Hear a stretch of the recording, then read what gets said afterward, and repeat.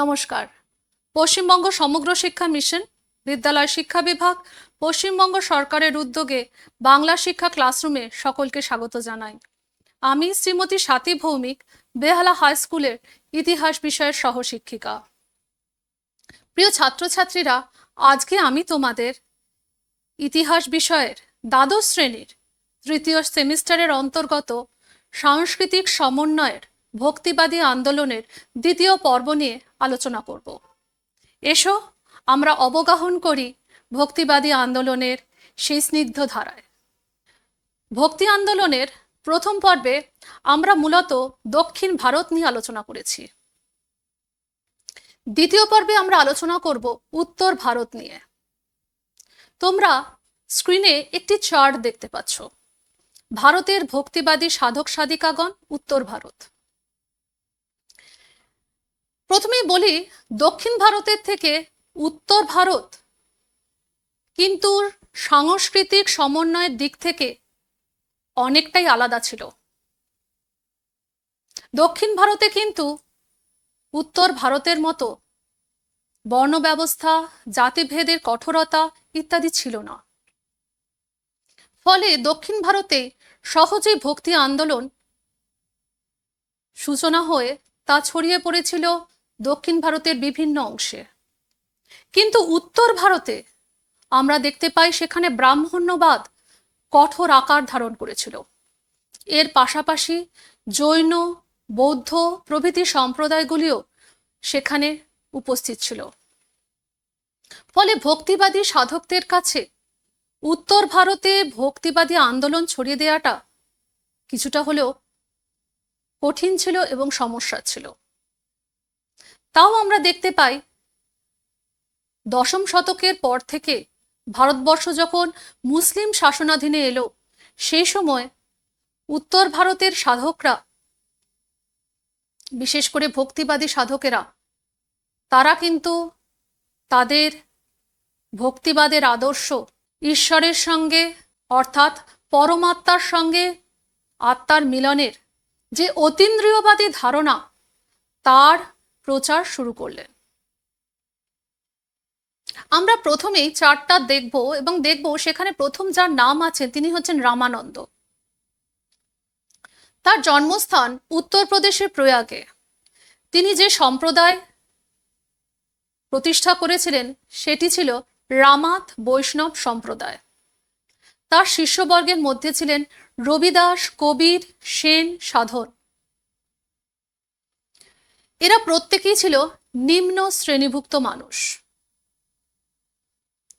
এরপরে রয়েছেন কবির, রামানন্দের সুযোগ্য শিষ্য। তার জন্ম কাশীতে। তার সম্প্রদায়েরা কবির পন্থী নামে পরিচিত ছিলেন। তিনি দু পংক্তির যে শ্লোক লিখতেন তাকে দোহা বলে। এই দোহা বর্তমানে হিন্দি সাহিত্যের একটি বহু মূল্যবান খনি বলা যায়। তার শিষ্যরা ছিলেন ধর্মদাস, ঝালি, ভাগদাস, জাহানগাস্থ। কবির তার উপদেশগুলি বীজক নামক গ্রন্থে সংকলন করেছিলেন এবং তার এই দোহা এবং বাণীগুলো সংকলিত হয়েছিল পরবর্তী সময়ে। এর পরে রয়েছেন গুরু নানক। তিনি লাহোরের তালবন্দিতে জন্মগ্রহণ করেন। সৎ শ্রী আকাল তার যে সম্প্রদায় ছিল তার মূল মন্ত্র ছিল। তার শিষ্যরা শিখ সম্প্রদায় নামে পরিচিত। তাদের গুরু মন্ত্র ছিল ওয়াহে গুরু। তিনি জপজিতে সংকলিত অতীন্দ্রিয় কবিতা এবং শব্দ নামক স্তবগান রচনা করেছিলেন। তার শিষ্যবর্গ ছিল বালা এবং মর্দনা। আমরা জানি গুরু নানক তিনি তার যে বাণীগুলো প্রচার করতেন সেগুলোই পরবর্তীকালে পঞ্চম গুরু অর্জুন সংকলিত করেন এবং তার নাম দেন গুরু গ্রন্থ সাহিব। এটিকে আদি ধর্মগ্রন্থও বলা হয়। শিখ শব্দের অর্থ হচ্ছে শিষ্য, এবং তারা পঞ্চ ক ধারণ করত।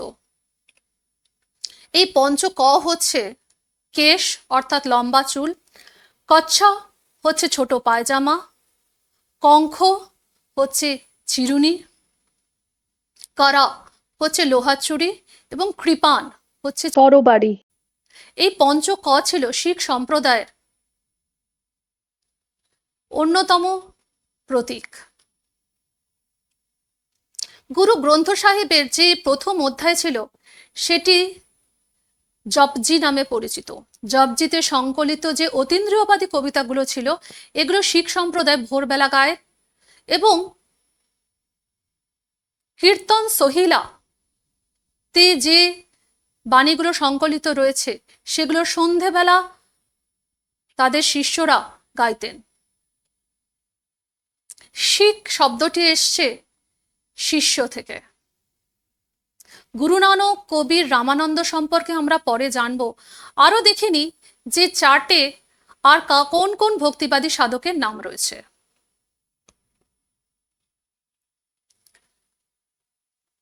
বল্লভাচার্য, তার জন্মস্থান দাক্ষিণাত্যে, কিন্তু তিনি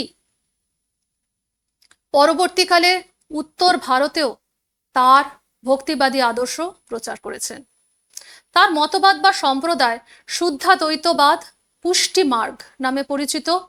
তিনি যেসব গ্রন্থ রচনা করেছেন সেগুলি হলো ব্রহ্মসূত্র ও ভগবদ্গীতার টিকা, কৃষ্ণাশ্রয়, চতুশ্লোক, কৃষ্ণ প্রেমামৃত, কৃষ্ণাষ্টিকা।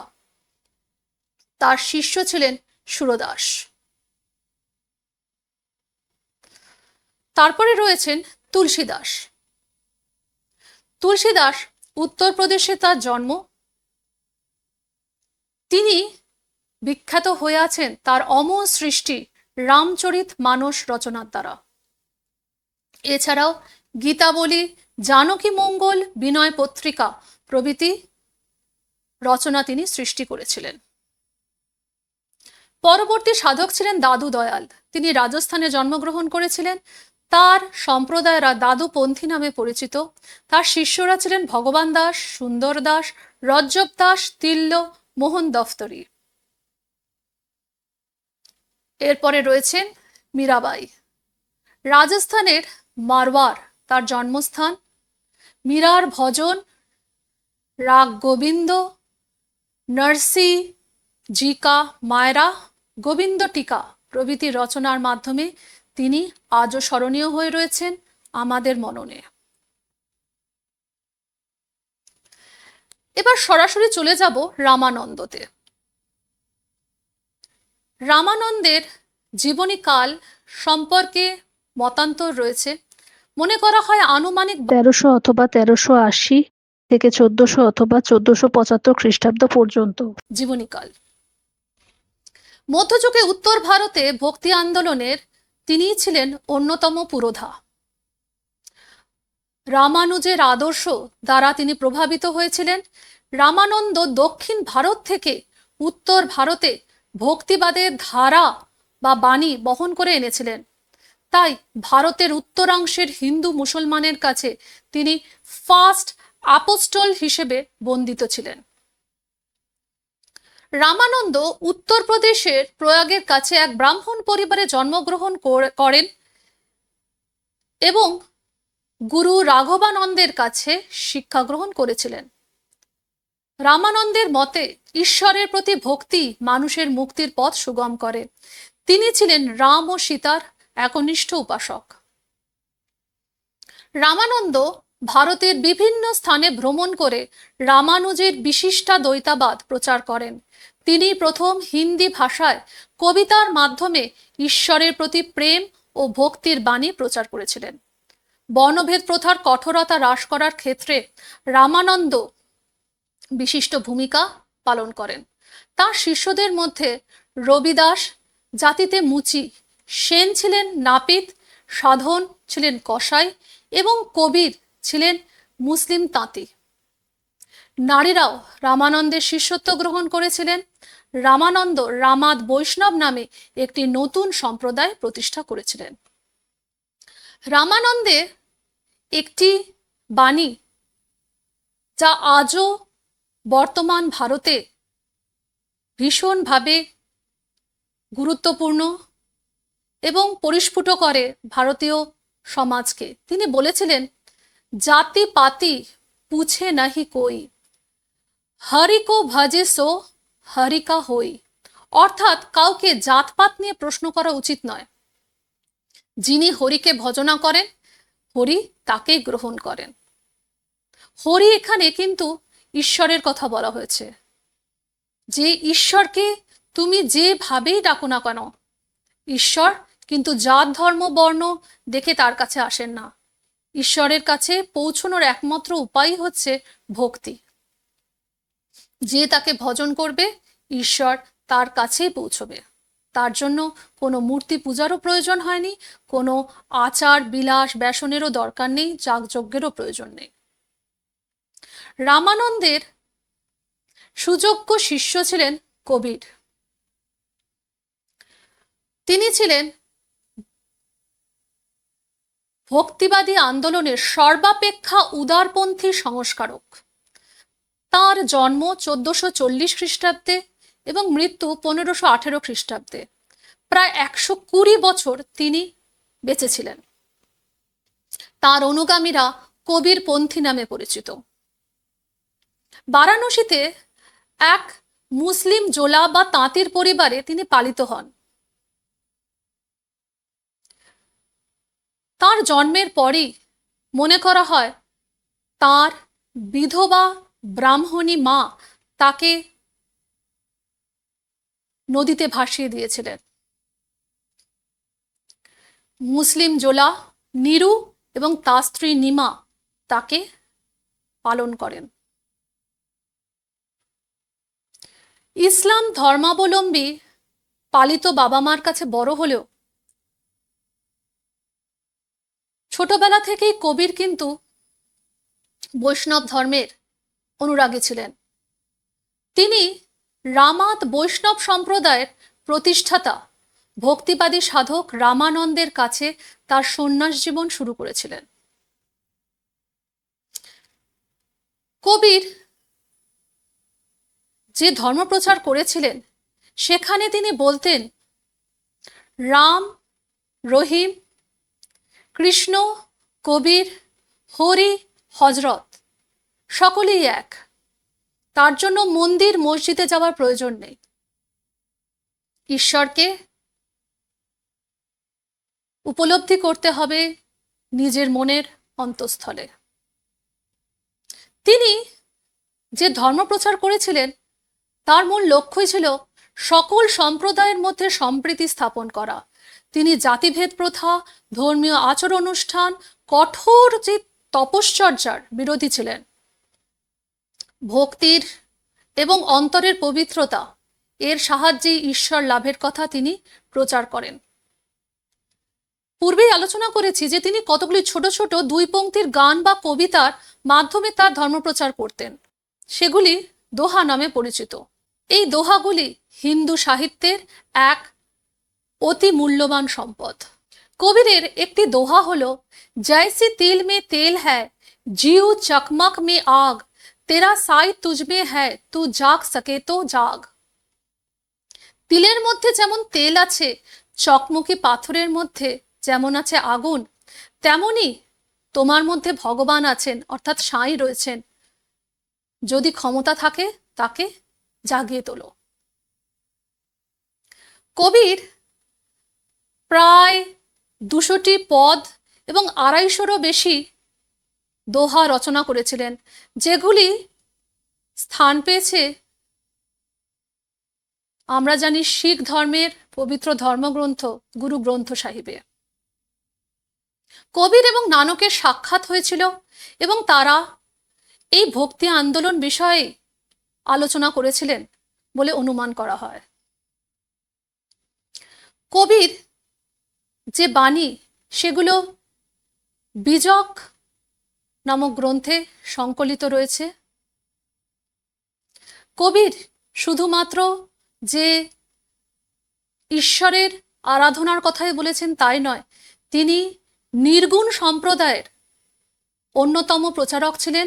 তিনি জাতিভেদ প্রথার কঠোর বিরোধিতা করেছিলেন। তার পাশাপাশি তার কাছে জাতি, ধর্ম, বর্ণ নির্বিশেষে সকল মানুষের কাছে তিনি ছিলেন সাঁই হিসেবে পরিচিত। সকল মানুষকে তিনি কাছে টেনে নিয়েছেন। মনে করা হয় কবির ছিলেন সিকান্দার লোদির সমসাময়িক। সুলতান সিকান্দার লোদির সমকালীন পীর শেখ তাকি কবিরের সাফল্যে বা তার জনপ্রিয়তায় অত্যন্ত হিংসাত্মক হয়ে উঠেছিলেন এবং সুলতানকে পরামর্শ দিয়েছিলেন কবিরকে যেন মেরে ফেলা হয়।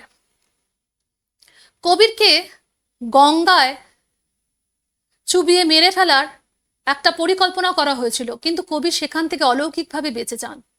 এর পরবর্তীকালেও তাকে বারবার মৃত্যুর সম্মুখীন হতে হয়েছে, কিন্তু বারবারই তিনি মৃত্যুর দরজা থেকে ফিরে আসেন।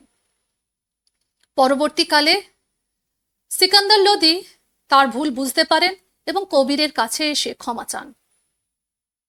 যেহেতু কবির ছিলেন একজন জোলা বা তাঁতি, সুতরাং কবির তাঁত বুনেই কিন্তু তার জীবন নির্বাহ করেছেন। কবিরের পরবর্তী সময়ে আমরা দেখতে পাই যে কবিরের যে লেখা পংক্তিগুলি সেগুলি গান হিসেবে বর্তমানে ভারতবর্ষের বিভিন্ন স্থানে সেগুলো সংকলিত হয়েছে। উদাহরণস্বরূপ বলতে পারি, শান্তিনিকেতনে ক্ষিতিমোহন সেন, যিনি আমাদের অর্থনীতিতে নোবেল পেয়েছেন, সে অমর্ত্য সেনের যিনি মাতামহ, তাকে রবীন্দ্রনাথ দায়িত্ব দিয়েছিলেন কবিরের যে দোহাগুলি সেগুলো সংগ্রহ করতে। তিনি সেগুলো সংগ্রহ করেন এবং ইংরেজিতে অনুবাদ করেন স্বয়ং রবীন্দ্রনাথ ঠাকুর। 100 Poems of Kabir. এই নামে গ্রন্থটি প্রকাশিত হয়। সুতরাং তোমরা বুঝতেই পারছো যে কবির কতটা জনপ্রিয় ছিলেন এবং কবিরের যে ভাষ্য, যে শ্লোক, যে দোহা, তা ভারতীয় জনগণের মধ্যে জাতি, ধর্ম, বর্ণ নির্বিশেষে সকলের মধ্যে ছড়িয়ে পড়েছিল। এরপর আমরা চলে যাব গুরু নানকের প্রসঙ্গে।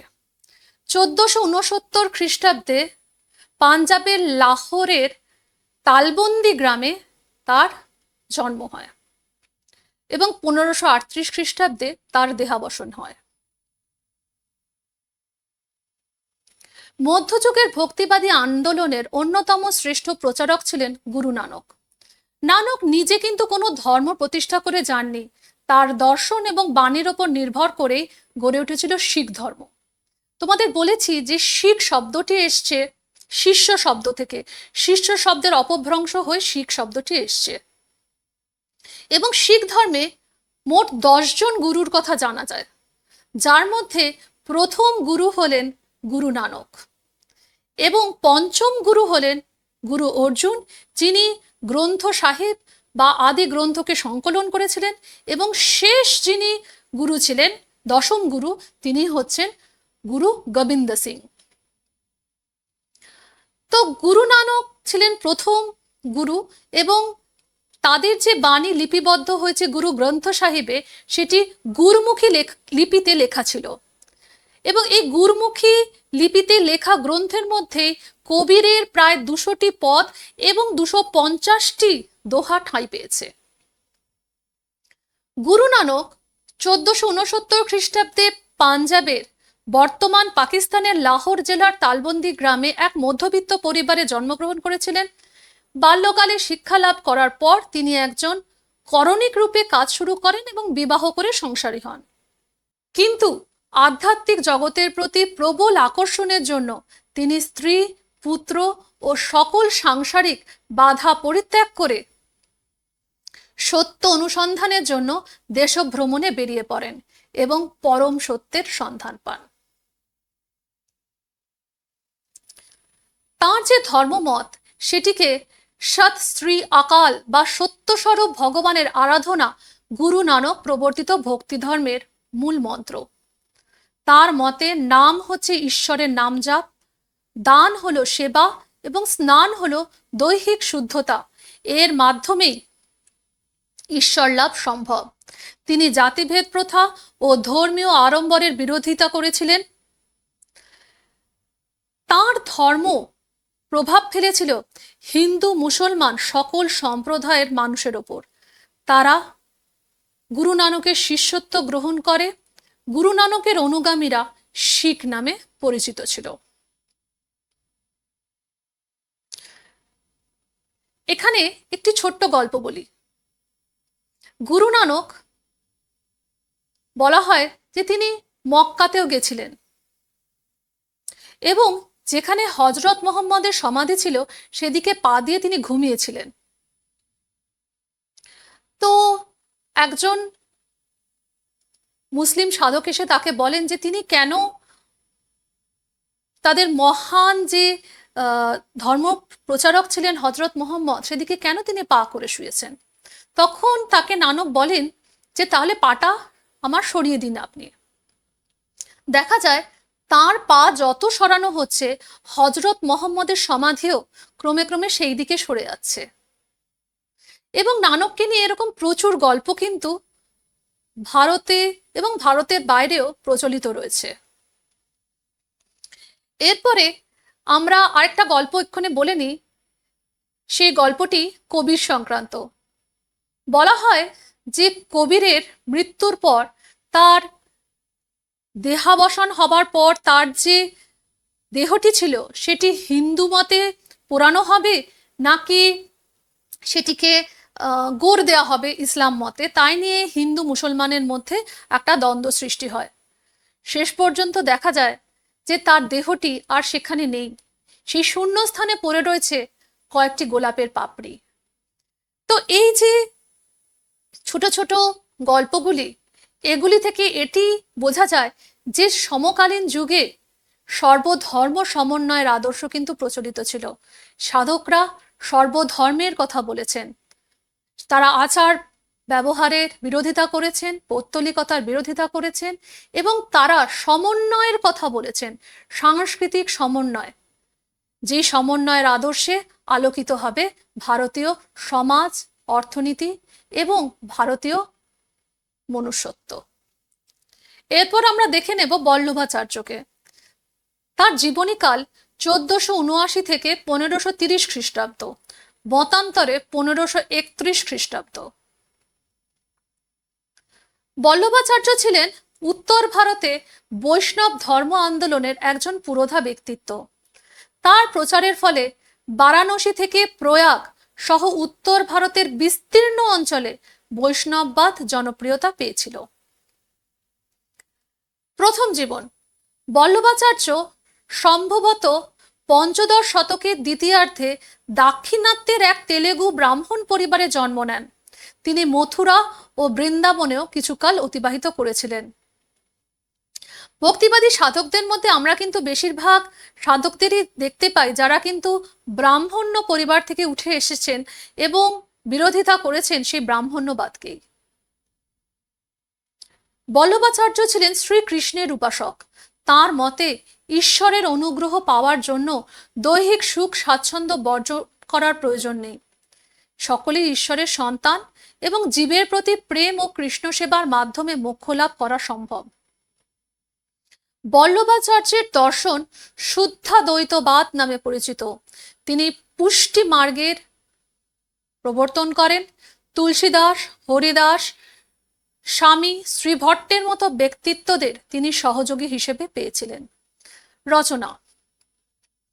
বল্লভাচার্য ব্রহ্মসূত্র, ভগবদ্গীতার টিকা রচনা করেছিলেন।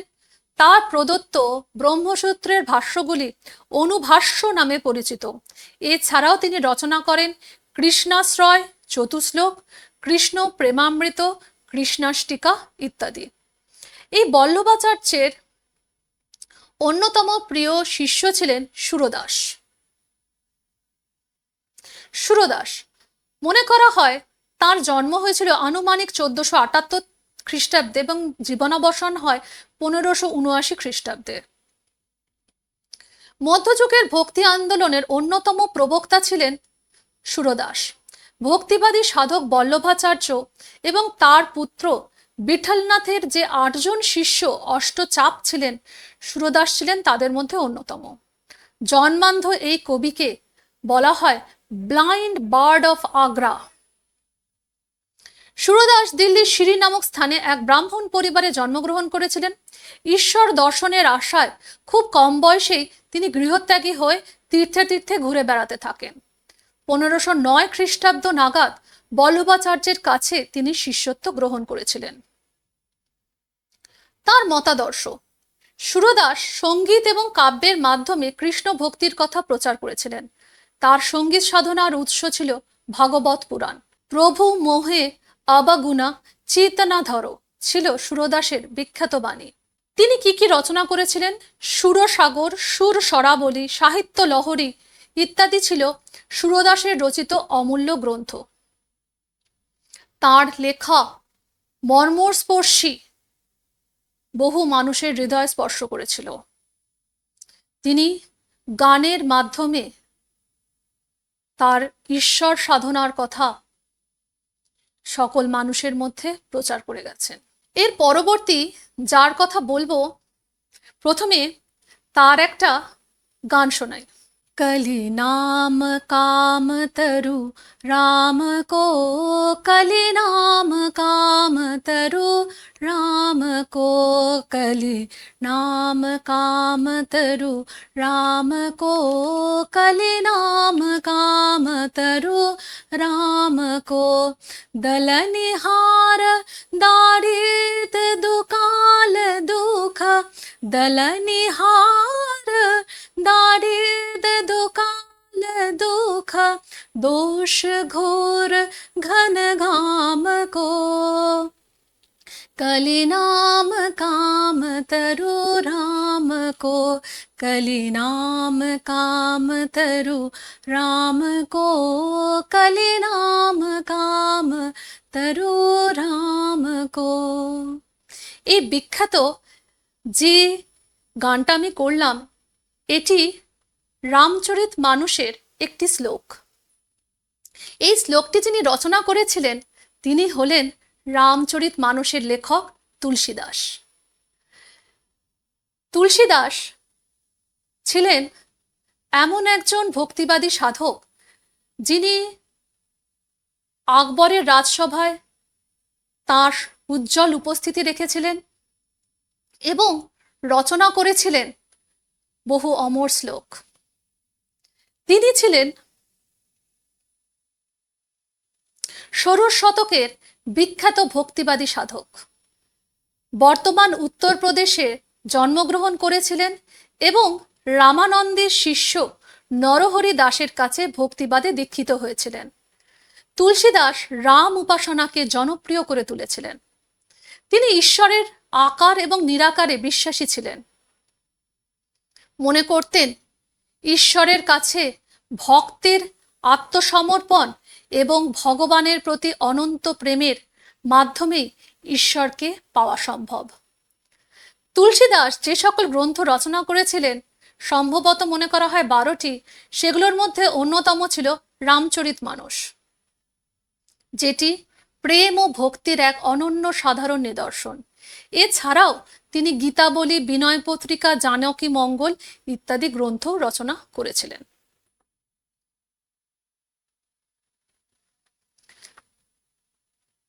দাদু দয়াল 1544 খ্রিস্টাব্দে তাঁর জন্ম এবং 1603 খ্রিস্টাব্দে তাঁর মৃত্যু।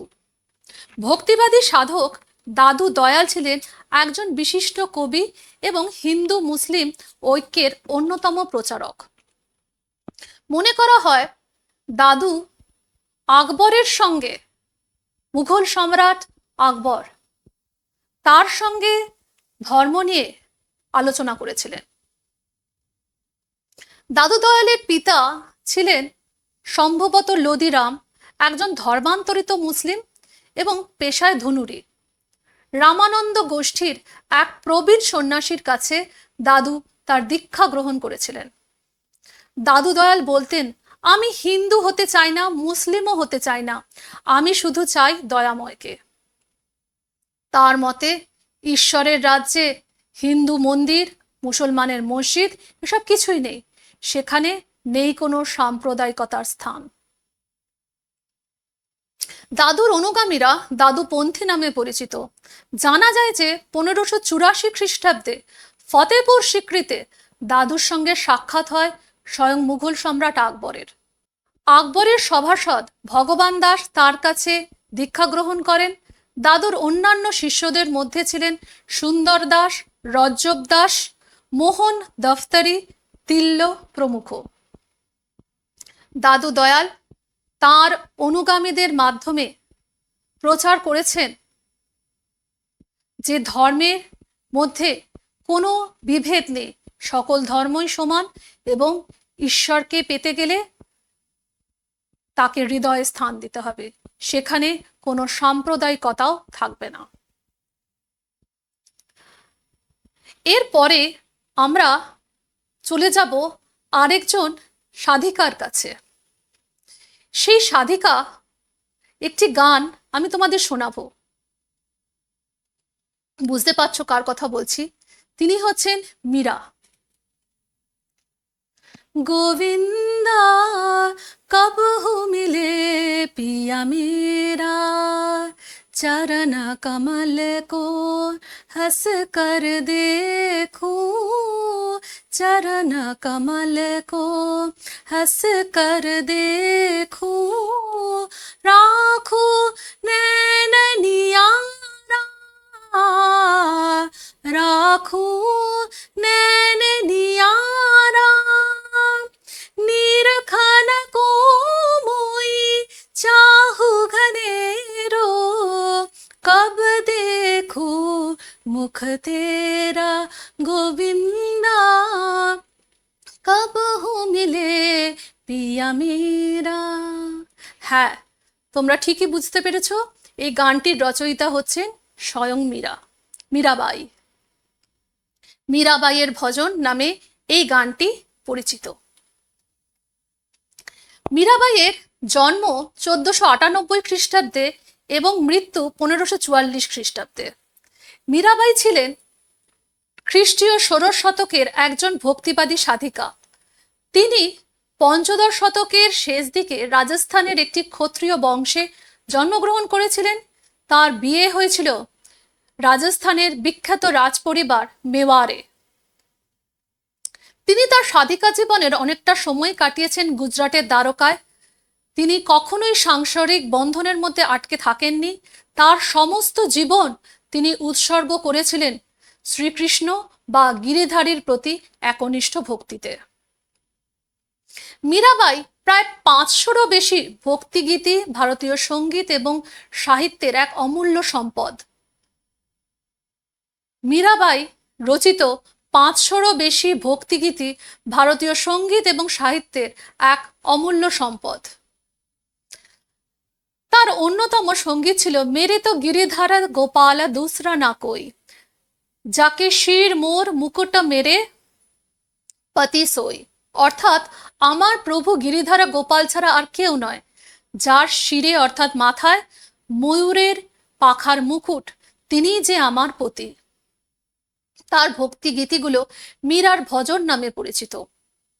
এখানে বলে রাখি, মীরাবাই ছিলেন সগুণ সম্প্রদায়ভুক্ত, কারণ তিনি পৌত্তলিকতায় বিশ্বাস করতেন এবং ঈশ্বরকে উপলব্ধি করতেন, কিন্তু ততটা জাতিভেদ প্রথার বিরোধিতা করেননি বা সমাজ সচেতন ছিলেন না। তো মীরাবাই একটি ভজন আমি শোনালাম, এবং এই মীরাবাই তার সমগ্র জীবন তিনি ঈশ্বরের সেবায় অর্থাৎ কৃষ্ণের জন্য তিনি দান করেছেন। তার মৃত্যু কিভাবে হয়েছিল সেটি রহস্যাবৃত, কিন্তু তিনি রাজ পরিবারের সুখ স্বাচ্ছন্দ্য ছেড়ে এসে সমগ্র জীবন দ্বারকা বৃন্দাবনে কাটিয়েছেন এবং শ্রীকৃষ্ণ বা গোবিন্দের প্রতি তার ভক্তি মাখা গান তিনি ভক্তের নিবেদন হিসেবে, প্রসাদ হিসেবে নিবেদন করেছেন। এরপর আমরা চলে আসব পশ্চিম ভারতে, মহারাষ্ট্র। ত্রয়োদশ শতকে ভারতের পশ্চিমাংশে, বিশেষ করে মহারাষ্ট্রে ভক্তিবাদের উদ্ভব এবং প্রসার ঘটেছিল। ওই সময় মহারাষ্ট্রে মোট 4টি ভক্তিবাদী সম্প্রদায়ের অস্তিত্ব ছিল। তারা হলো মহানুভব, বারকরি, ধারকরি ও দত্তাত্রেয়। এদের উপাস্য দেবতা ছিলেন শ্রীকৃষ্ণ, বিঠ্ঠল, শ্রীরাম এবং দত্তাত্রেয়। বারকরি সম্প্রদায় ছিল এদের মধ্যে সবচেয়ে জনপ্রিয়। বারকরি শব্দের অর্থ ছিল তীর্থযাত্রার পথ। পন্ধারপুরে ভীমা নদীর তীরে বিঠোবার মন্দিরকে কেন্দ্র করে এই বারকরি ভক্তিবাদ বিকাশ লাভ করে। এদের উপাস্য দেবতা ছিলেন বিঠ্ঠল বা বিঠ্ঠু, তিনি হলেন স্বয়ং বিষ্ণু। ঐতিহাসিক ভান্ডারকারের মতে ত্রয়োদশ শতকে বিঠোবা উপাসনাকে কেন্দ্র করে বৈষ্ণব ধর্ম জনপ্রিয় হয়ে উঠেছিল। এবার আমরা দেখে নেব পশ্চিম ভারতে সাধক সাধিকাদের জন্মস্থান, মতবাদ বা সম্প্রদায়, গ্রন্থ রচনা, সৃষ্টি সম্পর্কিত চারটা। প্রথম যে সাধকের কথা বলা আছেন তিনি হচ্ছেন জ্ঞানেশ্বর বা জ্ঞানদেব। তার জন্মস্থান আপেগাঁও, মহারাষ্ট্র। তিনি ছিলেন বারকরি সম্প্রদায়ভুক্ত এবং গ্রন্থ রচনা করেন ভাবার্থ দীপিকা, অমৃতানুভব এবং হরিপদ। পরবর্তী ছিলেন নামদেব। তিনি জন্মগ্রহণ করেন মহারাষ্ট্রে। তিনিও ছিলেন বারকরি সম্প্রদায়ভুক্ত। তারপরে ছিলেন একনাথ। তার জন্মস্থান পৈঠান, মহারাষ্ট্রে। তিনিও ছিলেন বারকরি সম্প্রদায়ভুক্ত এবং তার রচনা বা গ্রন্থ বা সৃষ্টি ছিল ভাবার্থ রামায়ণ, একনাথী ভাগবত। চতুর্থ ছিলেন তুকারাম। পুনা, মহারাষ্ট্রতে তার জন্ম। তিনি ছিলেন বারকরি সম্প্রদায়ভুক্ত। তার রচনা বা সৃষ্টিতে ছিল আভঙ্গ ভক্তি কাব্য। সর্বশেষে রয়েছেন রামদাস। তার জন্ম মহারাষ্ট্রে এবং তিনি যে গ্রন্থ রচনা করেন তার নাম হচ্ছে দাসবোধ। প্রথমে আমরা জেনে নেব জ্ঞানেশ্বর বা জ্ঞানদেব কে ছিলেন। 1275 খ্রিস্টাব্দে তাঁর জন্ম এবং 1296 খ্রিস্টাব্দে তার জীবনাবসান হয়। ত্রয়োদশ শতকে মহারাষ্ট্রে সর্বপ্রথম ভক্তি আন্দোলনের সূত্রপাত ঘটান প্রখ্যাত বারকরি সাধক জ্ঞানেশ্বর বা জ্ঞানদেব। তিনি মহারাষ্ট্রের পৈঠানের কাছে গোদাবরী তীরে আপেগাঁও নামক স্থানে এক মারাঠি ব্রাহ্মণ পরিবারে জন্মগ্রহণ করেন। তার জ্যেষ্ঠ ভ্রাতা নিবৃত্তিনাথ জ্ঞানদেবকে বারকরি আদর্শের প্রতি আকৃষ্ট করেছিলেন বলে জানা যায়। জ্ঞানদেব বলতেন যে ভক্তির সঙ্গে জ্ঞান, কর্ম, সাধনা এবং আনুগত্যের সমন্বয় ঘটলে সাধক ঈশ্বরমুখী হতে পারেন। এজন্য নির্জন সাধনার প্রয়োজন নেই। সাধক ভক্তি সহকারে মান, যশ, গর্ব, ক্রোধ ঈশ্বরের পায়ে সমর্পণ করতে পারলেই পরম শান্তির অধিকারী হতে পারবে। জ্ঞানদেবের রচনা সমগ্রের মধ্যে অন্যতম ছিল ভাবার্থ দীপিকা বা জ্ঞানেশ্বরী, অমৃতানুভব, হরিপদ ইত্যাদি গ্রন্থগুলি। এগুলি বর্তমানে মারাঠি সাহিত্যে এক অমূল্য সম্পদ। মারাঠা ধর্মাচার্যদের মধ্যে অন্যতম ছিলেন নামদেব। তার জন্ম 1270 খ্রিস্টাব্দে এবং জীবনাবসান হয় 1350 খ্রিস্টাব্দে। নামদেব প্রথম জীবনে ছিলেন একজন দর্জি। জ্ঞানদেবের পরবর্তীকালে মহারাষ্ট্রে বারকরি আন্দোলনের শ্রেষ্ঠ প্রচারক ছিলেন তিনি। একেশ্বরবাদে বিশ্বাসী নামদেব ছিলেন বিষ্ণুর উপাসক। তিনি ঘোষণা করেছিলেন হিন্দু মুসলমান সকলেই অন্ধ, রাম এবং রহিমে কোনো পার্থক্য নেই। ধর্ম প্রচারের মাধ্যমে তিনি হিন্দু এবং মুসলিমদের মধ্যে সাম্প্রদায়িক সম্প্রীতি রচনায় আত্মনিয়োগ করেন। নামদেব জাতিভেদ, মূর্তি পুজো বা ধর্মের বাহ্যিক অনুষ্ঠানের বিরোধী ছিলেন। তিনি ধর্মলাভের শ্রেষ্ঠ সোপান বলে মনে করতেন সুচিতা ভক্তি এবং হৃদয়ের আন্তরিকতাকেই। নামদেবের আন্দোলন মহারাষ্ট্রে অত্যন্ত জনপ্রিয় হয়ে উঠেছিল। একনাথ, বিশিষ্ট ভক্তিবাদী সাধক একনাথ মহারাষ্ট্রের পৈঠানে জন্মগ্রহণ করেছিলেন। সাধু ভানুদাসের প্রপৌত্র এই সাধক ছিলেন বিশিষ্ট কবি এবং সন্ত জনার্দন স্বামীর শিষ্য। তার প্রচলিত সমাজবিধিকে অগ্রাহ্য করে তিনি নিজ ধর্মমত প্রচার করেন। তিনি যে প্রচলিত সমাজবিধি ছিল তাকে অগ্রাহ্য করে নিজ ধর্মমত প্রচার করেন। অস্পৃশ্যদের সঙ্গে ছিল তার অবাধ মেলামেশা। তিনি ভাবার্থ রামায়ণ, একনাথী ভাগবত প্রভৃতি গ্রন্থ রচনা করেছিলেন। অতীন্দ্রিয়বাদী এই সাধকের ভক্তি সঙ্গীতগুলি মারাঠি সংস্কৃতির এক মূল্যবান সম্পদ ছিল। শুধুমাত্র মহারাষ্ট্রেই নয়, সমগ্র ভারতে মহান ভক্তিকাব্যের শ্রেষ্ঠ কবি ছিলেন তুকারাম। 1598 মতান্তরে 1608 খ্রিস্টাব্দে মহারাষ্ট্রের পুনাতে তিনি জন্মগ্রহণ করেন। তার জীবনাবসান হয় 1650 খ্রিস্টাব্দে। তুকারাম প্রেমের মধ্য দিয়েই উপলব্ধি করেন অনন্ত শক্তির প্রকৃত স্বরূপকে।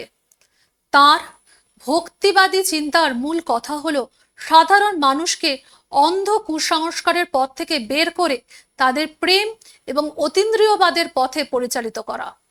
তুকারাম রচিত ভক্তি কাব্যগুলি আভঙ্গ নামে পরিচিত। রামদাস ছিলেন মহারাষ্ট্রের একজন বিশিষ্ট ভক্তি সাধক। মহারাষ্ট্রে জন্মগ্রহণ করেন 1608 খ্রিস্টাব্দে। তার জীবনাবসান হয় 1682 খ্রিস্টাব্দে। মাত্র 12 বছর বয়সে অন্তরে ঈশ্বরকে অনুধাবনের উদ্দেশ্যে তিনি গৃহত্যাগ করেন। পরবর্তীতে কৃষ্ণা নদী তীরে মন্দির স্থাপন করে তিনি তাঁর মতাদর্শ প্রচার কার্যে ব্রতী হন। রামদাস ছিলেন রামের উপাসক। তিনি সম্ভবত 700 থেকে 1100টির মতো মঠ নির্মাণ করেছিলেন। সাধক কবি রামদাসের প্রেম ভক্তি সক্রিয় সামাজিক এবং রাজনৈতিক কাজের সঙ্গেও যুক্ত ছিল। তিনি মারাঠা বীর শিবাজি কর্তৃক মারাঠা জাতীয়তাবাদের সূচনা করেন। তিনি ছিলেন শিবাজির একজন গুরু। রামদাসের রচনা, রামদাস রচিত বিখ্যাত গ্রন্থটি হল দাসবোধ। এই গ্রন্থে তিনি শিষ্যদের সংযত বাক্য, অচলা ভক্তি এবং নিয়ন্ত্রিত জীবনযাপনের নির্দেশ দিয়েছিলেন। এখানে আমার পশ্চিম ভারতের যে সাধক সাধিকারা ছিলেন সেই চারটা শেষ হলো। এবার আমরা সরাসরি চলে আসব, সেটি হচ্ছে পূর্ব এবং উত্তর পূর্ব ভারতে যে ভক্তি আন্দোলন সম্প্রসারিত হয়েছিল সেই বিষয়ে চলে আসব। তোমরা চার্টে দেখতে পাচ্ছ প্রথমে যার নাম রয়েছেন তিনি তো আমাদের নবদ্বীপ বাংলার মানুষ, শ্রী চৈতন্যদেব। গৌড়ীয় বৈষ্ণব ধর্ম, অচিন্ত ভেদাভেদ প্রভৃতি মতবাদ এবং সম্প্রদায় তিনি প্রতিষ্ঠা করেছিলেন। তার লেখা 8টি প্রার্থনাসূচক শ্লোককে নিয়ে শিক্ষাষ্টক গ্রন্থটি তিনি রচনা করেন। তার শিষ্য কারা ছিলেন? ছিলেন সমকালীন উড়িষ্যার মহারাজা প্রতাপ রুদ্রদেব, জীব গোস্বামী, নিত্যানন্দ, রূপ ও সনাতন গোস্বামী। এছাড়া উত্তর পূর্ব ভারতে ছিলেন শ্রীমন্ত শঙ্করদেব। তার জন্ম আসামে। তিনি যে মতবাদ বা সম্প্রদায় প্রতিষ্ঠা করেছিলেন তার নাম হলো নাম ধর্ম এবং একশরণ ধর্ম। এখানে একটু বলে নি, একশরণ বা নাম ধর্ম এটি পুরোটি হচ্ছে হরিকে ভজনা করে, অর্থাৎ বিষ্ণু, নরনারায়ণ, হরি, তাকে যে নামই ডাকি না কেন, তার প্রতি যে ঈশ্বরের সেই রূপকে পরিগ্রহ করা, তাকে নিজের অন্তরে স্থান দেয়া, তাকে ছাড়া আর অন্য কিছুই চিন্তা না করা, এটি একশরণ ধর্ম নামে পরিচিত।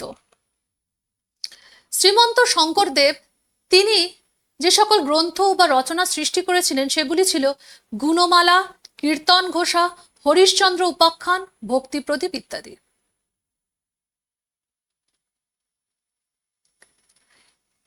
এবার আমরা চলে যাব সরাসরি শ্রী চৈতন্যদেব সম্পর্কে। চৈতন্যদেবের ভক্তিবাদী আন্দোলনের তিনি শুধু পুরোধা পুরুষই ছিলেন না, তিনি ছিলেন সমকালীন ভক্তিবাদী আন্দোলনের শ্রেষ্ঠ পুরুষ। শ্রী চৈতন্যদেব তিনি তার অনুগামীদের কাছে বিষ্ণুর অবতার রূপে পূজিত হন আজও। তাঁর প্রচারিত ধর্মমত গৌড়ী ও বৈষ্ণব ধর্ম নামে পরিচিত। পূর্বজীবন: শ্রী চৈতন্যদেব 1485 খ্রিস্টাব্দে বাংলার নবদ্বীপে এক সম্ভ্রান্ত ব্রাহ্মণ পরিবারে জন্মগ্রহণ করেছিলেন। তার পিতা ছিলেন জগন্নাথ মিশ্র এবং মাতা ছিলেন শচী দেবী। বাল্যকাল থেকে অত্যন্ত মেধাবী। তখন তার নাম ছিল, যেহেতু তিনি খুবই গায়ের রং তার ফর্সা ছিল, তাই জন্য তাকে বলা হতো গৌর। গৌর, নিতাই, গৌরাঙ্গ ইত্যাদি নামে তিনি পরিচিত ছিলেন। মেধাবী এই ছাত্রটি ব্যাকরণ, দর্শন প্রভৃতি নানা শাস্ত্রে অসাধারণ পাণ্ডিত্যের নিদর্শন দিয়েছিলেন। মাত্র 22 বছর বয়সে তিনি বৈষ্ণব ধর্মগুরু ঈশ্বরপুরীর কাছে কৃষ্ণ মন্ত্রে দীক্ষা লাভ করেন এবং 24 বছর বয়সে তিনি সংসার ত্যাগ করেন এবং সন্ন্যাস ধর্ম গ্রহণ করে বৈষ্ণব ধর্ম প্রচারে ব্রতী হন।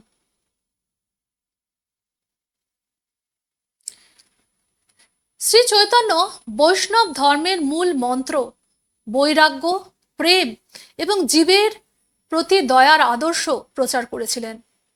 তিনি তার শিষ্যদের বলতেন, ত্রিনাদপি সুনীচেন তরোরিব সহিষ্ণুনা অমানিনা মানদেন কীর্তনীয় সদাহরি।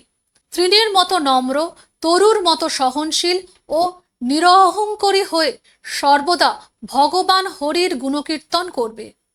তিনি জাতিভেদ প্রথা, ধর্মীয় আড়ম্বর এবং ব্রাহ্মণের প্রাধান্য স্বীকার করেননি।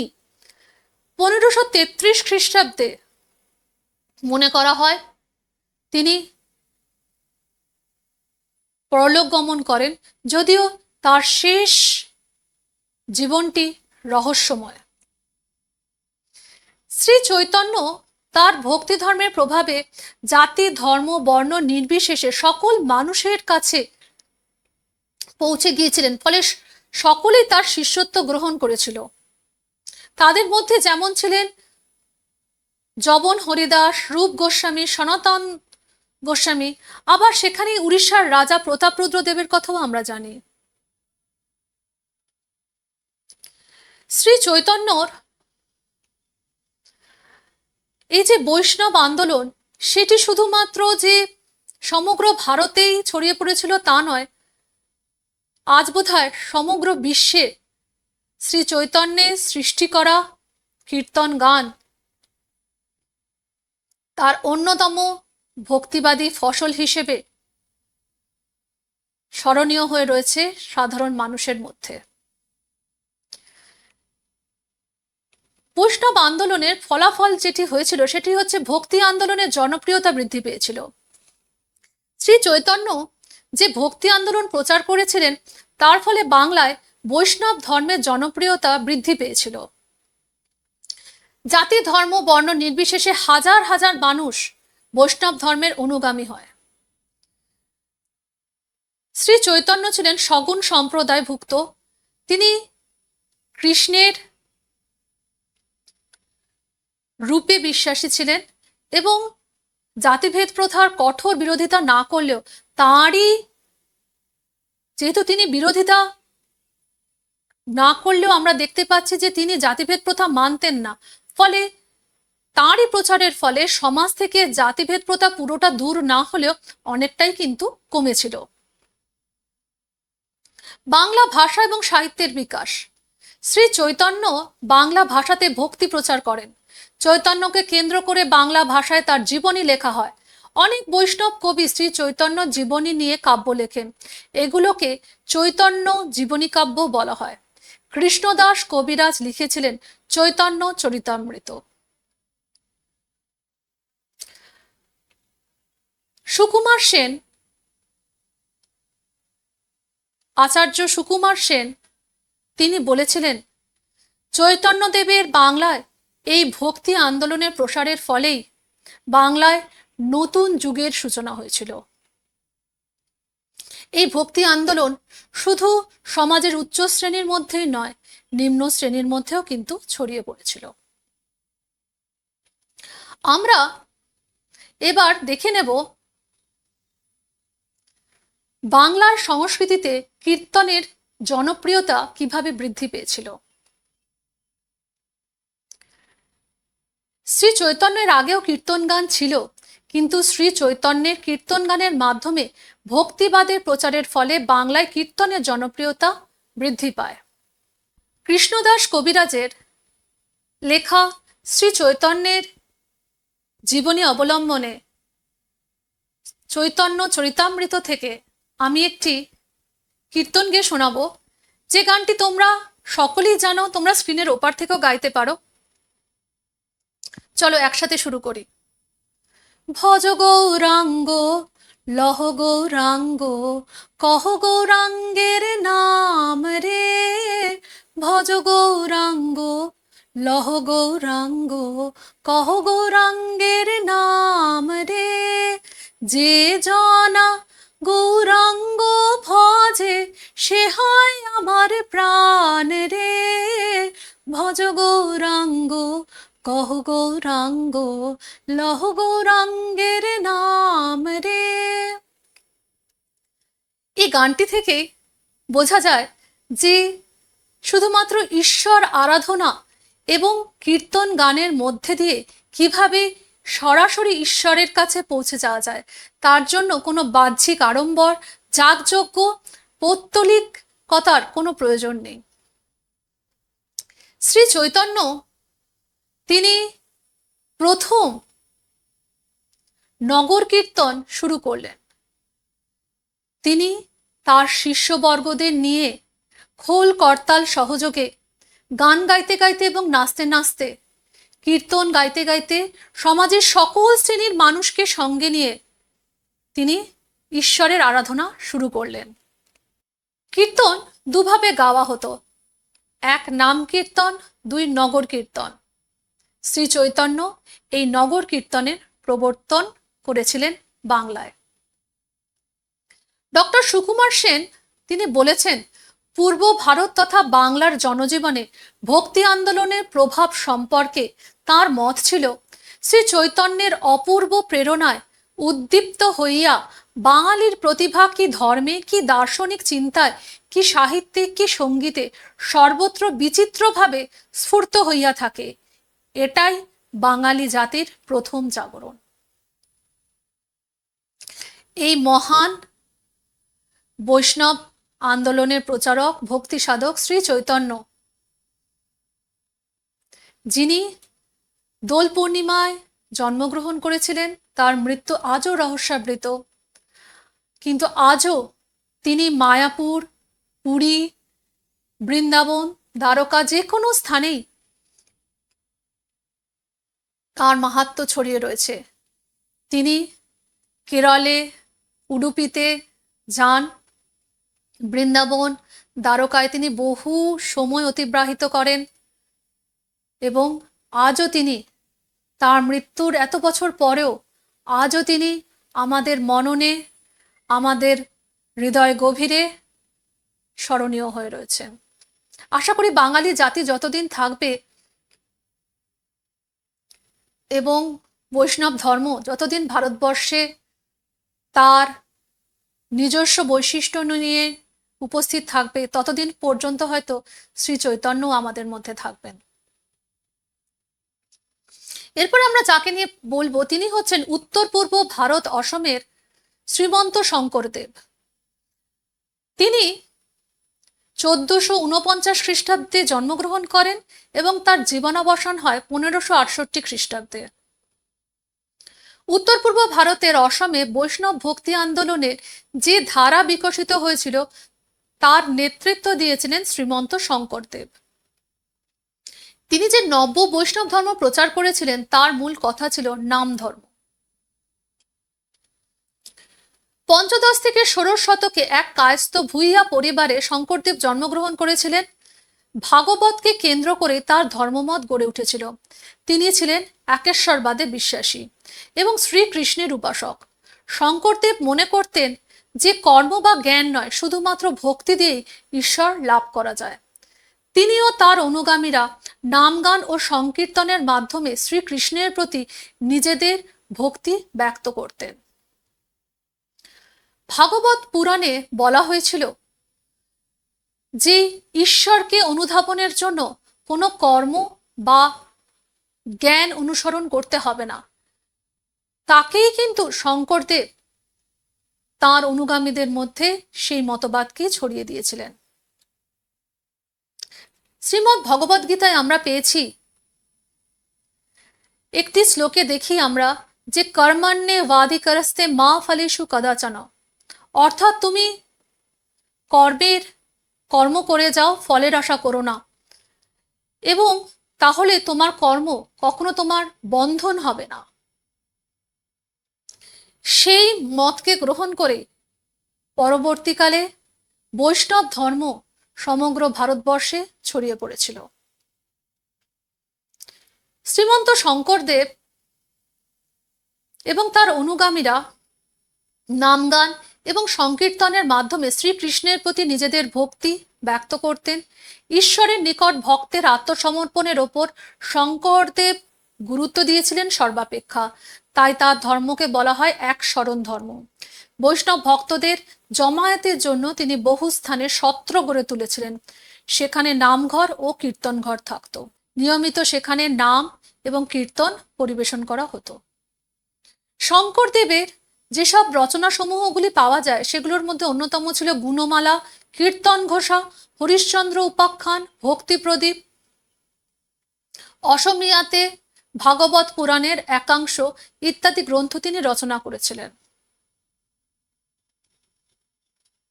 উত্তর পূর্ব ভারতে ভক্তি আন্দোলনের প্রভাব কি ছিল? শঙ্করদেবের ভক্তি আন্দোলনের প্রভাবে ব্রহ্মপুত্র নদের উত্তর তীরে বসবাসকারী কৃষক, ব্যবসায়ী ও সমাজের নিম্নকোটির মানুষের কাছে ভক্তি আন্দোলন জনপ্রিয়তা লাভ করেছিল।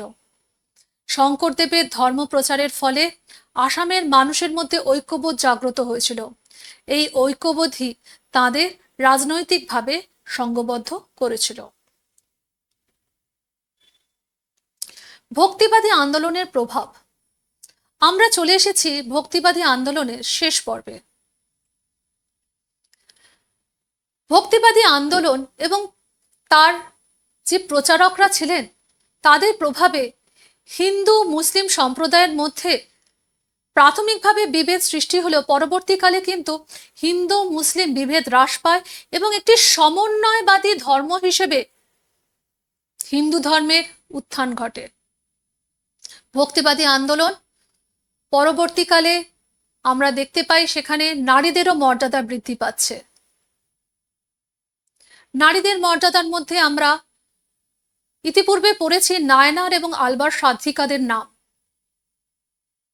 নায়নার সাধকদের মধ্যে ছিলেন কারাইক্কল আমাইয়ার এবং আলবার সাধিকাদের মধ্যে ছিলেন বিষ্ণুগুপ্তের কন্যা আন্ডাল। মেয়েদের মর্যাদা বৃদ্ধির ফলে সমাজে তাদের গুরুত্ব বৃদ্ধি পায়। তারা সমকালীন সময়ে বাল্যবিবাহের বিরোধিতা করছে, বিধবা বিবাহ এবং অসবর্ণ বিবাহ প্রতি তাদের সমর্থন জানাচ্ছে। এর ফলস্বরূপ নারীদের মর্যাদা বৃদ্ধি পেয়েছিল। ধীরে ধীরে তাদের আন্দোলনের ফলে জাতিভেদ প্রথার শিথিলতা বৃদ্ধি পায়। জাতি, ধর্ম, বর্ণ নির্বিশেষে সকল মানুষই ঈশ্বরের উপাসনা করতে পারে। যেখানে মন্দির মসজিদ নেই, ঈশ্বরের কোনো মূর্তিরও প্রয়োজন নেই, প্রয়োজন শুধুমাত্র অন্তরের ভক্তির। ভক্তিবাদী আন্দোলন তারা আচার অনুষ্ঠানের বিরোধিতা করেছিল, যাগযজ্ঞের বিরোধিতা করেছিল, বলি প্রথার বিরোধিতা করেছিল। তাদের মূল বক্তব্যই ছিল ভক্তিকে অন্তরে অনুভব করা, আত্মার সঙ্গে পরমাত্মার মিলনই হচ্ছে ভক্তিবাদের মূল কথা। এর পাশাপাশি আমরা দেখতে পাই আঞ্চলিক ভাষায় ধর্মপ্রচারের ফলে বহু গ্রন্থ রচনা হয়েছে এবং সেই গ্রন্থগুলো কিন্তু আজকের ভারতে অত্যন্ত মূল্যবান সম্পদ। এবার আসি, ভক্তিবাদী আন্দোলন কি সফল হয়েছিল? আসলে ভক্তিবাদী আন্দোলন পুরোটাই আমরা দেখতে পাই যে সেটি কিন্তু ভারতবর্ষের সকল মানুষের মধ্যে ছড়িয়ে পড়েনি। মূলত ভক্তিবাদী আন্দোলনে নিম্ন শ্রেণীর মানুষেরাই যোগদান করেছিল। উচ্চবর্ণের মানুষেরা কিন্তু তারা ব্রাহ্মণ্যবাদের দোহাই দিয়ে তারা কিন্তু ভক্তি আন্দোলন থেকে তাদের দূরত্ব সূচনা করেছিল। যদিও আমরা দেখতে পাচ্ছি ভক্তিবাদী প্রচারকরা তারা বেশিরভাগই ছিলেন ব্রাহ্মণ ধর্মাবলম্বী, তারা কিন্তু জাতপাত নির্বিশেষে সকলকেই কাছে ডাকতে চেয়েছেন। কিন্তু ভক্তিবাদী আন্দোলন শুধুমাত্র সমাজের একটি স্তরে সীমাবদ্ধ থেকে গিয়েছিল। ভক্তিবাদী আন্দোলন এবং সাধকদের যে মতাদর্শ অনেক সময় সেটি দেখা যাচ্ছে পরস্পর বিরোধী, ফলে মানুষের মধ্যে একটা স্বাভাবিকভাবেই তাদের মধ্যে একটা বিভ্রান্তি সৃষ্টি হয়েছিল। তার ফলে তারা কিন্তু অনেকেই ভক্তিবাদকে সন্দেহের চোখে দেখত। পরবর্তীকালে মুসলিম শাসকদের প্ররোচনায় আমরা দেখতে পাচ্ছি যে ভক্তিবাদী যে আন্দোলন ছিল সেই ভক্তিবাদী আন্দোলন কিন্তু ব্যর্থতায় ধীরে ধীরে পর্যবসিত হচ্ছে এবং আবার পুনরায় ব্রাহ্মণ্যবাদের উত্থান ঘটছে। ফলে ভক্তিবাদের যে ফলাফল সেটিকে কখনোই আমরা একেবারেই ব্যর্থ হয়েছে বলতে পারবো না, কারণ ভক্তিবাদের মাধ্যমেই সমাজের মধ্যে জাতিভেদ প্রথার অবসান ঘটেছিল। অবসান না ঘটলেও শিথিলতা দেখা দিয়েছিল। জাতি ধর্ম বর্ণ নির্বিশেষে সকলেই ভক্তির মাধ্যমে ঈশ্বরকে পাবার একটা চিন্তা করেছিল, ঈশ্বরকে মনের মধ্যে উপলব্ধি করার চেষ্টা করেছিল এবং সাহিত্য ধর্ম শাস্ত্রের প্রচার ঘটেছিল। এইভাবে ভক্তিবাদী আন্দোলন মধ্যযুগে তার নিজস্ব বৈশিষ্ট্য নিয়ে টিকেছিল। এইবার আমার পড়ানো এখানেই শেষ। এবার আমরা দেখে নেব এখান থেকে কি কি প্রশ্ন আসে। ভক্তিবাদী আন্দোলনের দ্বিতীয় পর্ব, বহু বিকল্প ভিত্তিক প্রশ্ন। প্রথম প্রশ্ন, সৎ শ্রী আকাল কথার অর্থ হলো ঈশ্বর এক, ঈশ্বরের বহু নাম, সত্যস্বরূপ ভগবানের আরাধনা, দৈহিক শুদ্ধতা। বল্লভাচার্যের দর্শন কি নামে পরিচিত? অদ্বৈতবাদ, শ্রদ্ধা দ্বৈতবাদ, দ্বৈতাদ্বৈতবাদ, শুধু দ্বৈতবাদ। তৃতীয় প্রশ্ন, মীরাবাইয়ের জীবন সংক্রান্ত কোন গ্রন্থে 142টি ভজনের উল্লেখ রয়েছে? গীত গোবিন্দ, মীরা মাধুরী, সুরসাগর, সুরসরাবলী। রামানন্দ যে সম্প্রদায়ের প্রতিষ্ঠা করেছিলেন সেই সম্প্রদায়ের নাম হলো শ্রীনিবাস রামাত বৈষ্ণব গৌরীয় বৈষ্ণব দশকুট। বাংলার ভক্তি আন্দোলনের প্রাণকেন্দ্র বলা হতো কলকাতাকে, বীরভূমকে, নবদ্বীপকে, কুচবিহারকে। ষষ্ঠ প্রশ্ন, ভক্তিবাদী সাধক হিসেবে যিনি প্রথম হিন্দি ভাষায় ধর্মমত প্রচার করেন তিনি হলেন শ্রী চৈতন্যদেব, রামানন্দ, কবির, নানকদেব। সপ্তম প্রশ্ন, ক্ষিতিমোহন সেন কর্তৃক সংগৃহীত কবিরের দোহাগুলি কে ইংরেজিতে অনুবাদ করেন? রবীন্দ্রনাথ ঠাকুর,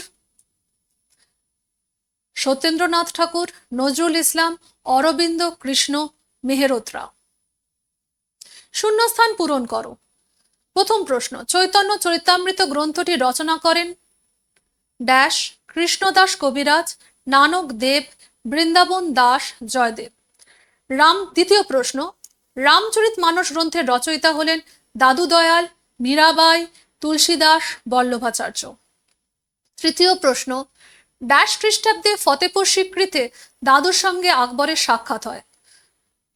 1564 খ্রিস্টাব্দ, 1574 খ্রিস্টাব্দ, 1584 খ্রিস্টাব্দ, 1590 খ্রিস্টাব্দ। ক স্তম্ভ এবং খ স্তম্ভ মিলিয়ে লেখো। ক স্তম্ভে রয়েছে কবির, মীরাবাই, নামদেব এবং শঙ্করদেবের নাম। খ স্তম্ভে রয়েছে মহারাষ্ট্র, রাজস্থান, অসম এবং উত্তরপ্রদেশ। বিকল্প সমূহ দেখে তোমরা সঠিক উত্তরটি খাতায় লিখবে। ঘটনাগুলিকে ক্রমানুসারে সাজাও। প্রথম অপশনে রয়েছে গুরু গোবিন্দ সিং, গুরু অর্জুন দেব, গুরু হরকিষাণ দেব, গুরু নানক দেব। দ্বিতীয় অপশনে রয়েছে গুরু নানক দেব, গুরু অর্জুন দেব, গুরু হরকিষাণ দেব, গুরু গোবিন্দ সিং। তৃতীয় অপশনে রয়েছে গুরু অর্জুন দেব, গুরু নানক দেব, গুরু গোবিন্দ সিং, গুরু হরকিষাণ দেব। এবং চতুর্থ ক্রমে রয়েছে গুরু নানক দেব, গুরু গোবিন্দ সিং, গুরু হরকিষাণ দেব, গুরু অর্জুন দেব। ঠিক ভুল নির্ণয় করো। রামানন্দের শিষ্য হলেন রবিদাস, কবির, শ্রীচৈতন্য, সাধন। বিকল্পগুলি রয়েছে, যেটি সঠিক হবে সেটি তোমরা খাতায় লিখে নেবে। নিচের বিবৃতিগুলির সঙ্গে সম্পর্ক নিরূপণ করো। বিবৃতি 1, হরিদাস নামে এক জবন শ্রী চৈতন্যের শিষ্যত্ব গ্রহণ করেছিলেন। বিবৃতি 2, শ্রী চৈতন্য নিজে ব্রাহ্মণ হয়েও জাতি বর্ণ নির্বিশেষে সকল মানুষের মধ্যে সৌভ্রাতৃত্ববোধ জাগরণের আহ্বান জানিয়েছিলেন। বিকল্পগুলো নিচে দেয়া রয়েছে, সঠিক বিকল্পটি তোমরা খাতায় লিখে নেবে। নিচের বিবৃতিগুলোর সঙ্গে তার নিচের কোন ব্যাখ্যাটি সবচেয়ে মানানসই সেটি খুঁজে বের করো। বিবৃতি: রামানন্দ ভারতের উত্তরাংশের হিন্দু মুসলমানের কাছে ফার্স্ট অ্যাপোস্টল নামে পরিচিত ছিলেন। ব্যাখ্যা 1, রামানন্দ উত্তর ভারতে জন্মগ্রহণ করেন। ব্যাখ্যা 2, রামানন্দের গুরু ছিলেন উত্তর ভারতীয়। ব্যাখ্যা 3, রামানন্দ দক্ষিণ ভারত থেকে উত্তর ভারতে ভক্তিবাদের বাণী বহন করে আনেন। ব্যাখ্যা 4, রামানন্দ উত্তর ভারতে মারা যান। ক্ষেত্রভিত্তিক প্রশ্নগুলির সমাধান করো। প্রখ্যাত ভক্তিবাদী সাধক উত্তর পূর্ব ভারতে বৈষ্ণব ভক্তিবাদী আন্দোলনের নেতৃত্ব দিয়েছিলেন। তাঁর প্রচারিত ধর্মের মূল কথা ছিল নাম ধর্ম। এই সাধকের প্রবর্তিত ধর্মকে একশরণ ধর্ম বলা হয়। বৈষ্ণব ভক্তদের জমায়েতের জন্য তিনি বহু স্থানে সত্র গড়ে তুলেছিলেন। সেখানে নামঘর ও কীর্তন ঘর থাকত। এখানে কোন ব্যক্তিত্বের কথা বলা হচ্ছে? বিকল্প সমূহের মধ্যে রয়েছে শ্রী চৈতন্য মহাপ্রভু, রূপ গোস্বামী, শ্রীমন্ত শঙ্করদেব এবং অদ্বৈতাচার্য। সঠিক উত্তরটি তোমরা বেছে নিয়ে লিখবে। বেমানান তথ্যটি নির্বাচন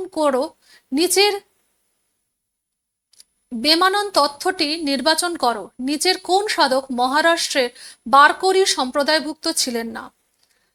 অপশন এতে রয়েছে Prataparudradeva, option B Tukaram, option C জ্ঞানদেব বা জ্ঞানেশ্বর এবং শেষ অপশন একনাথ।